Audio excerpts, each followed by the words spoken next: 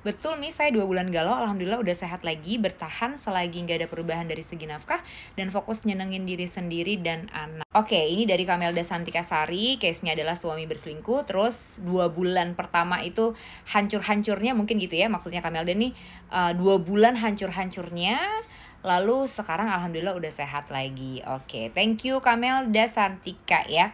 Jadi alhamdulillah banget ini ya, kalau Kamelda tuh berhasil melalui masa galau-galaunya itu dalam kurun waktu yang menurut Mimi cepat. 2 bulan tuh lumayan cepat ya. Tidak semua orang, tidak semua perempuan, tidak semua istri menurut Mimi bisa melewati fase galau dan sakit hati dan sedih akibat suami selingkuh dalam waktu 2 bulan. Meskipun pada setiap orang tentunya beda-beda ya. Berapa lama sih kita akan masuk di fase grieving, atau kita akan ada di fase grieving, fase berduka, fase trauma, fase yang sedih yang sangat mendalam, fase sakit hati dan terluka yang teramat dalam. Berapa lama biasanya setelah suami ketahuan selingkuh? Nah, ini nggak ada jawaban pasti. Jadi pada setiap orang tentunya berbeda-beda.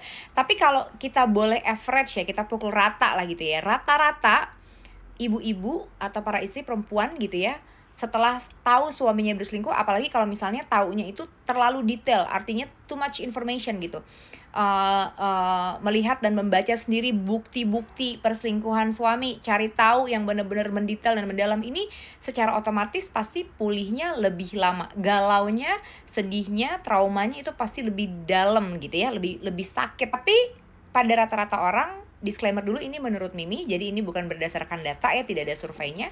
Jadi ini berdasarkan dari apa yang Mimi rangkum gitu ya, menurut teman-teman kita yang udah pada pernah ikutan sesi atau teman-teman yang udah pada cerita gitu ya ke Mimi.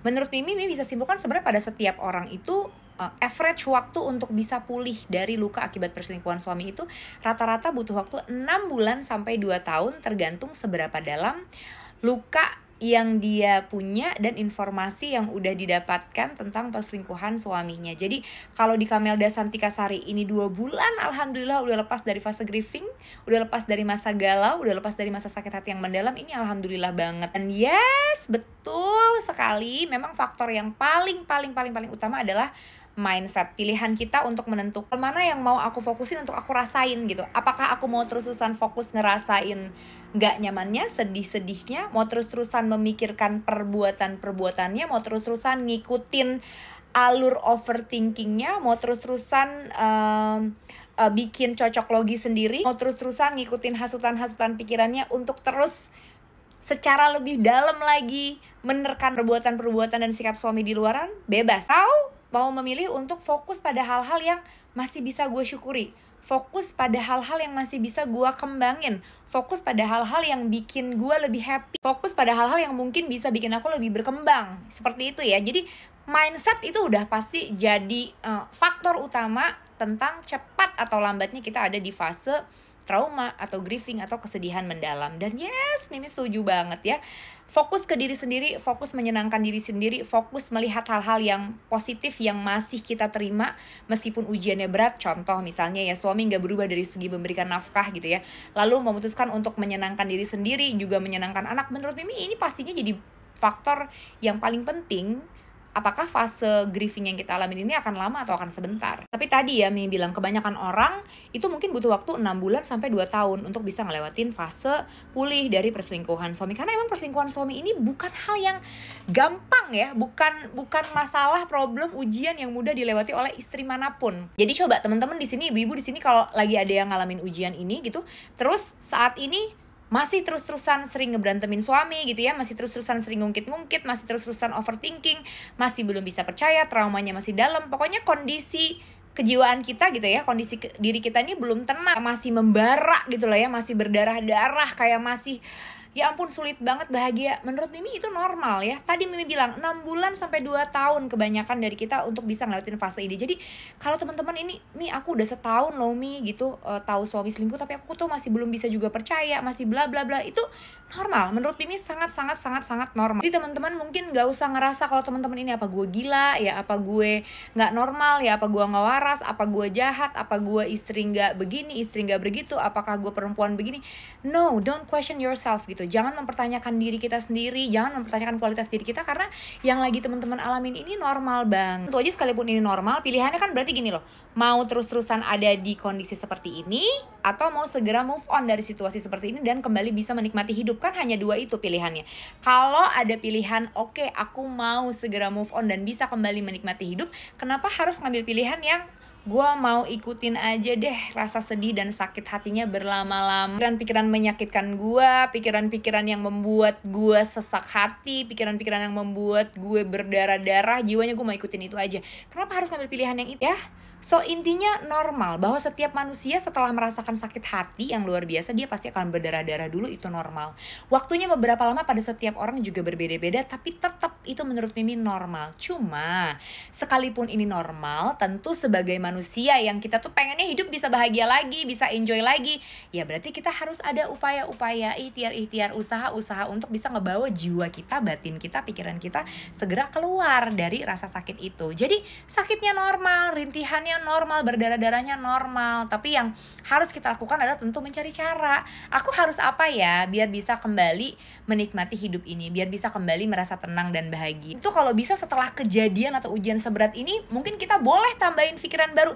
Gimana ya biar aku bisa jadi lebih baik dibanding sebelumnya? Entah itu jadi istri yang lebih baik, perempuan yang lebih baik, ibu yang lebih baik. Ya kan, sebaik-baiknya ujian adalah ujian yang membuat kita jadi pribadi yang lebih baik dong. Contoh misalnya, mungkin tadinya aku overweight, gara-gara kejadian ini aku mau diet biar langsing, mau olahraga biar langsing. Contoh misalnya tadinya aku cuek-cuek aja gitu ya di rumah, pokoknya gue mah udah punya suami, jadi gue mah santai lah, cuek lah, gue udah laku gitu. Jadi tadinya nggak pernah ngerawat diri, jadi lebih ngerawat diri, jadi pengen lebih glowing, jadi pengen lebih cantik di rumah, jadi pengen pakai baju yang lebih manis di rumah di depan suami misalnya. Mungkin yang tadinya gue mah males, nggak mau ngapa-ngapain gitu, gue maunya di rumah doang, beberes, ngurusin anak, terus selonjoran, nonton drakor, nonton sinetron. Mungkin gara-gara kejadian ini jadi gue bisa ngelakuin apa ya, mungkin gue harus jadi jauh lebih mandiri, karena kita nggak pernah tahu nih rumah tangga ke depannya bakalan kayak gimana. Udah pernah dikasih ujian seperti ini, suatu hari nanti kalau gue amit-amit cabang bayi misalnya diuji lagi dengan ujian yang berat juga, gue bisa segera memutuskan untuk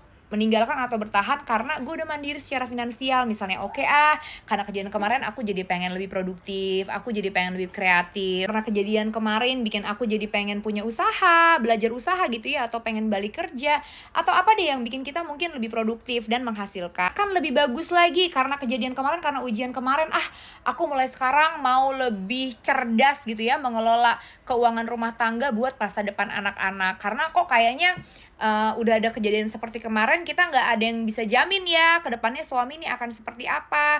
Karena kita sekarang punya anak, tentu yang harus paling diutamakan adalah masa depan anak-anak. Aku mulai sekarang mau punya tabungan, aku mulai sekarang mau segera lunasin misalnya cicilan-cicilan rumah atau mobil atau apa misalnya yang masih belum beres. Aku mau macam-macam hal-hal yang bisa kita siapin juga buat masa depan anak-anak kita. Jadi energinya, fokusnya boleh kita bawa ke hal-hal yang bisa bikin kita lebih berkembang, hal-hal yang bisa bikin kehidupan anak kita terjamin, instead of fokus ke rasa sakitnya aja. Oke, biarin rasa sakitnya tetap ada di situ ya, namanya juga orang dilukai, dihianati, disakitin, udah pasti dia berdarah-darah, udah pasti dia kesakitan gitu. But then what next gitu, karena kan cuman berfokus pada rasa sakitnya aja malah membuat kita semakin tenggelam, malah membuat kita semakin gak berdaya, malah membuat kita semakin gak bisa ngapa-ngapain. Tapi sakitnya tetap ada di situ. Set gue, ikhtiar gue sehari-hari pengennya gue direct yang bikin gue berkembang, sehingga ke depan apapun yang terjadi sama kehidupan gue lebih terjamin bisa memutuskan dengan segera apa yang harus aku lakukan ketika ada ujian berat mendatangi rumah tangga. Nah, Mimi tahu emang ya, ngomong sama ngelakuin itu beda banget. Ngomongnya kayak gampang, ngelakuinnya susah, I know. Hanya itu di sesi sharing langsung one-on-one sama Mimi sebenarnya detail nih how to-nya. Gimana sih cara melakukannya, gimana sih cara menjalani proses pulih yang benar, bahkan membuat aku berkembang. Nah, detail-detail inilah yang dibahas di sesi sharing langsung one-on-one barengan sama Mimi. Untuk bisa ikutan sesinya caranya kayak gimana, teman-teman bisa langsung cek link di bio. Ya, Kamelda sekali lagi makasih teman-teman. Mudah-mudahan teman-teman baca ini tuh bisa jadi jauh lebih terinspirasi ya, biar bisa segera keluar dari fase penderitaan yang saat ini teman-teman lagi rasain. Semangat teman-teman, I love you.